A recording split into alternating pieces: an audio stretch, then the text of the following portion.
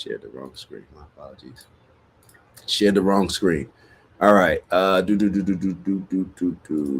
Slockin has white flag energy. So we're gonna go through this video. It's about 5 minutes long, and then we have another video to show after that. And we're just gonna have a conversation based on their conversation. That's what we're gonna do. So let's start that up now, and you guys comment your thoughts as we're going through the video. Approve this message. 100%, absolutely. Democrats are in a crisis right now. They're on life support. They have a testicular fortitude problem. They are not fighting nearly as hard as they need to fight for the American people. They have a testicular fortitude problem. Well, maybe that's because y'all have allowed and pushed and encouraged and wanted women to be leading so much in your party. I don't know. And honestly, to be totally honest, and this is what happens. I got to just keep it real with y'all. We talked about the video last week. This is what happens. Oh my God. I just hold up, time out. Hold up. Time out. Hold on. He just said that the Democrats have a testicular fortitude problem. I'm gonna make these connections to slavery and bring it all together, hopefully, in the next 60 seconds. We talked about last week on how these women in the Democratic Party, whether it's Jasmine Crockett, whether it's AOC, whether it's Ayanna Pressley, they are pushing and so aggressive, and they're so angry at Chuck Schumer. You saw Sonny Hostin sitting there. Well, we want to fight, even if there's nothing to fight for. We want to fight. We want to fight. We want to fight. Meanwhile, Chuck Schumer, he feels that he made a logical decision. So it's the women that are now being super aggressive. And that's when you look at the Democratic Party, it just is what it is. We don't need to sugarcoat it. The Democratic Party, in a lot of ways, they've encouraged a lot of women to be very aggressive, to be very strong, to fight, whether it's Letitia James, all across the board, you look at it, and that's what we're seeing. And the reason why is exactly because of what Jamal Bowman said, an issue with testicular fortitude, but he just looks at it in the wrong way. See, this is what happens when, in my opinion, you force women, you incentivize women to be in a position to where they have to fight and be aggressive. And now they're your greatest soldiers. We say it all the time. We heard that Smart interview a while ago when he said specifically about the black woman. The black woman has always been the most vicious, ferocious soldier in the white man's army. Now, what he was talking about is the liberals. They've made the black woman that. And now we're seeing it in the Democratic Party.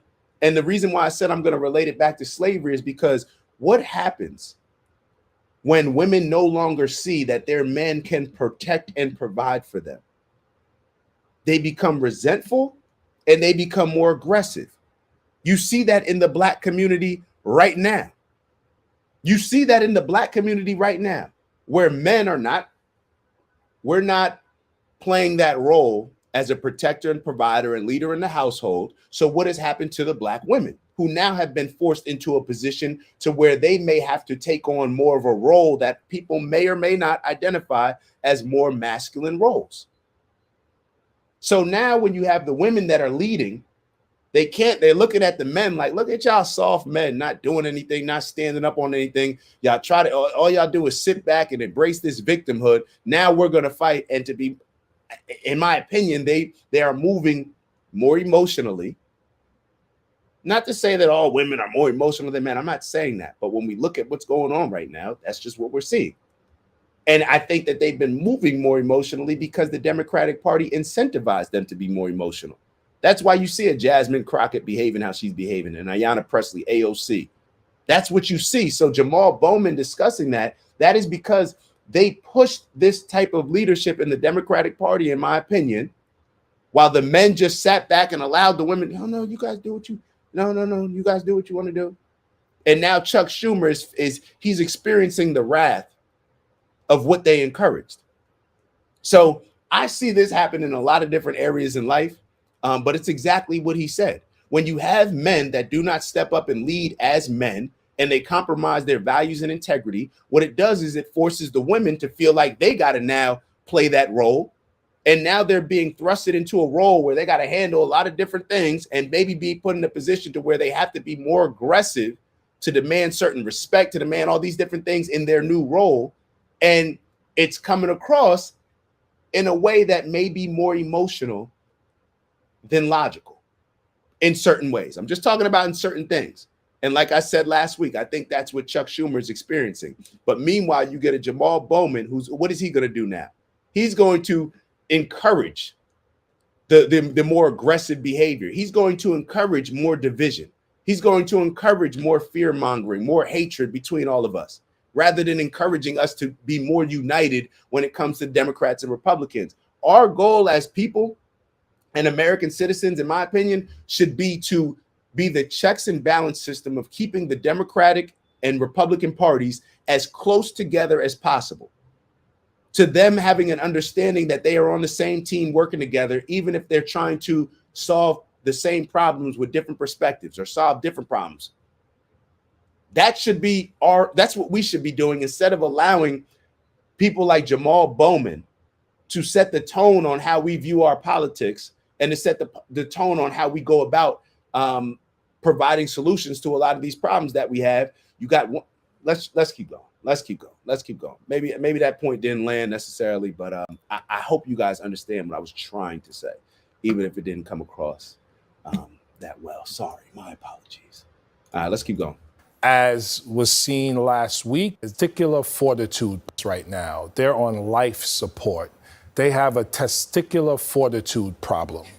They are not fighting nearly as hard as they need to fight for the American people, as was seen last week during this CR vote in the... I got to ask a question. What are we fighting? Like, what exactly are we fighting? The Democrats have the lowest approval rating, I believe, ever, or at least in the last 20 years. What are we fighting? Maybe y'all should take a step back, be more logical, humble yourselves, go figure out a way to work with the Republicans as best you can. What exactly are we fighting? How does that benefit us? What are we fighting for? I do not understand it. Senate. It's a problem. And for me, it's not about the parties, because the parties are going to kind of do their thing. It's about the people rising up and holding the parties accountable. Democrats have fighters. Jasmine Crockett, AOC, Ayanna Pressley, the whole squad, Greg Casar. Listen to who he named first. Democrats have fighters. And you named the three black women, well, AOC, whatever she is. AOC, Democrats have fighters. Jasmine Crockett, AOC, Ayanna Pressley, the whole squad, Greg Casar, Pramila Jayapal, and governors and mayors across the country are fighters. But we need some of the OGs in the party to elevate, uplift the younger people and take a step back. Do they need to step aside? Or step aside, because we need to hear new, fresh, bold voices. That's what the American people want. And if the party doesn't do that, the party is about to be finished. I hope that AOC, Pramila Jayapal, Greg Casar, I hope they're the new face of the Democratic Party, because Republicans will be winning elections all over the country if that is the face of the Democratic Party. Are you? I mean, y'all listen, a district like mine that Joe Biden won by 10 points, okay, 10 points. Kamala Harris won by half a point. Okay, I won by 6.5 points, 24,000 votes in a district that has 85,000 more Democrats than Republicans. Why? And you're right. Because the Democrats. But you ran against a cornball candidate. He was your friend. He was not my friend. He was your friend. That's your man. Against you, who was not a strong candidate, and we still we agree on. We still have consultants and big money controlling the Democratic Party, compromising it. She did outperform Kamala Harris in her district. Trump did better than. But here's my point. The New York, look no further than New York, where issues like cashless bail have been a disaster, issues like sanctuary state status, congestion pricing. In districts like mine, where Democrats on paper should win big, they're losing. And so if the messenger is AOC, who, by the way, was originally from my district, she grew up in Yorktown, not the Bronx. Yeah, if AOC is the face of the Democratic Party, In swing districts Everybody all wanna be across this from the country, hood. she will mobilize voters way more than Nancy Pelosi ever did. Ew, ew, y'all know what it is. It's Dak from the OG Network. And I just want to thank y'all. That's right, to thank y'all for all of your tremendous support over the years, whether you've been rocking with us from the beginning or maybe this is the first show that you're checking out on the network. We want to thank you nonetheless.